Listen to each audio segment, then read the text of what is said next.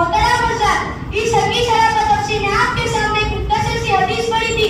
इसका तर्जुमा यह है, सरकार दो आलम जनाब मोहम्मद रसूल सल्लल्लाहु अलैहि वसल्लम ने इरशाद फरमाया है कि हर एक चीज का निशान होता है और ईमान का निशान नमाज है। हज़रात, दुनिया में भांत-भांत के लोग और किस्म-किस्म की पार्टियां हैं। इनमें से कोई अरबी है, तो कोई ईरानी है, तो कोई फ्रांसी है, तो कोई जापानी है, तो कोई हिंदुस्तानी है, तो कोई पाकिस्तानी। इसी तरह आपके मुल्क में मुख्तलिफ पार्टियां हैं। इनमें से किसी पार्टी का नाम कांग्रेस है, तो किसी का कम्युनिस्ट है, तो किसी का जनसिंह है, तो किसी का सोशलिस्ट।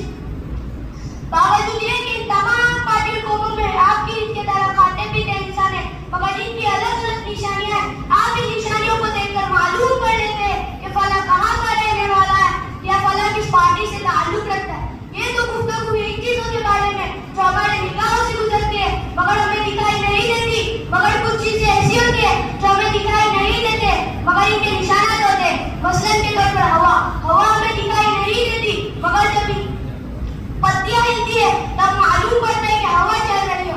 इसी तरह कुफ्र, नफा, फिस्क, ईमान जैसी चीजें हमारी जाहिर सी आंखों से दिखाई नहीं देते मगर इनके कुछ निशानात होते हैं जिससे हम पहचान जाते हैं कि कौन मुखलिस है, कौन मुनाफिक है, कौन फासिक है। इस हदीस में ईमान